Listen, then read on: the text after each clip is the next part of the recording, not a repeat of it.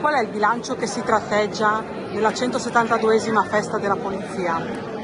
È un bilancio che considero positivo perché al grande impegno che ha messo in campo la Polizia di Stato in questo anno corrisponde una sequenza di risultati che sono appunto soddisfacenti.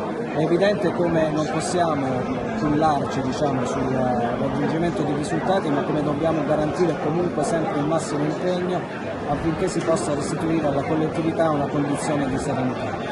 Quali sono i maggiori reati che sono stati registrati nel corso dell'anno?